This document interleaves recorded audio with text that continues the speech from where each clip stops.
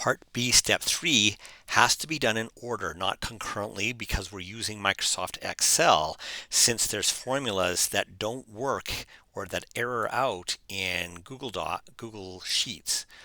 And so this video is for step 5, 3.5, which is for team member 5 to do, to find the percentages for the optimal portfolio.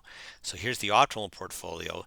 What this one says is we're going to get the biggest Sharpe ratio. The Sharpe ratio is the higher the number, the better, and it's the expected return over and above the risk-free rate divided by the standard deviation. So it's the biggest bang for your buck. And so we're going to download the Excel version of the Weeksheet 9. This is different from just going file download. That's just converting a Google Sheet into an Excel document. Instead, the previous steps have been working on an Excel document that's saved as an Excel document. Week 9 Excel.xlsx. Notice the icon is an X, not the traditional white cross of the Google Sheet. And so to download that, click on the triple dot to the right of it and download.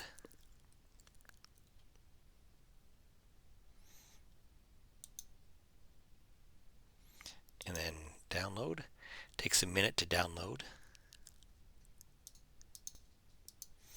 But once it's downloaded, then we're going to open up Alt Data, so Alt A, and then Solver Y3. Now, if you don't have Solver, just escape out of this, escape twice, and then Alt F. And then my computer's so small that I can't see options, but 00 for mine, and then I have to arrow down to options. You might be able to see options.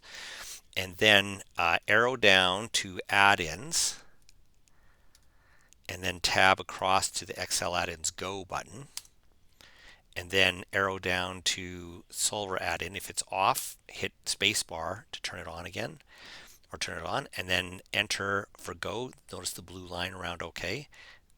Hit enter. And then now you'll have Solver. So Alt A Y3, and it's covering up some stuff, but it's got all the important things that we need. So set the objective. I'm going to backspace the original one. I'm going to up arrow, and I'm going to set the objective to D25, which is the optimal Sharpe ratio. And tab down. I do want it on max, so I can leave that where it is. Tab down again. I got to change the variable cells, so backspace those, and then up arrow and up to optimal portfolio, shift down to all the optimal portfolio percentages, then tab across. Now the constraint is that it has to add up to 100%, and right now it's on the column C 100%, the highest return 100%. We need to change it to the optimal portfolio 100%. So hit spacebar to select that, and then tab over and down to change, enter, and change that.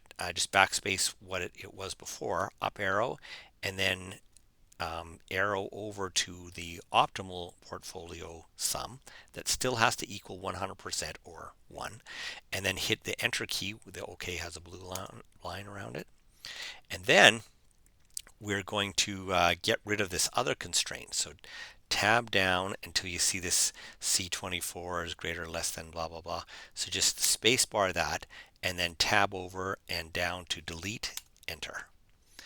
Then we're going to run it. We're going to hit and if right now my solver parameter is covering up, I want to move it, so it's Alt space M to move it, and use arrow keys to move it over to the right here, and then enter to keep that. And then now solve has a blue line around it. If I hit enter, it'll do that. And there it is. And OK. And I can see that the standard deviation, or first off, the expected return is pretty good. Not quite as high as the highest one. It's 19%, but the standard deviation is the lowest. But this is lower, 11.5. But look at the Sharpe ratio. It's 1.3473 as opposed to 1.303 for the highest return. So it's another option. I'm going to accept this. Notice that the OK button is the one that's selected. You might have the cancel. Just arrow over, make sure it's on OK, and then enter and save it. Control S. Now I'm going to return this, replacing the file that's up there in our Google Drive.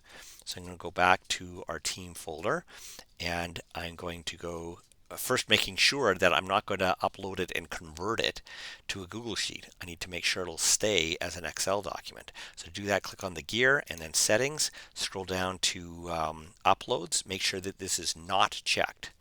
Mine is unchecked, so it's good. So I'm going to back arrow it, and then new file upload, and then click on the Excel document, open. It'll say, do you want to replace it? Yes, I do.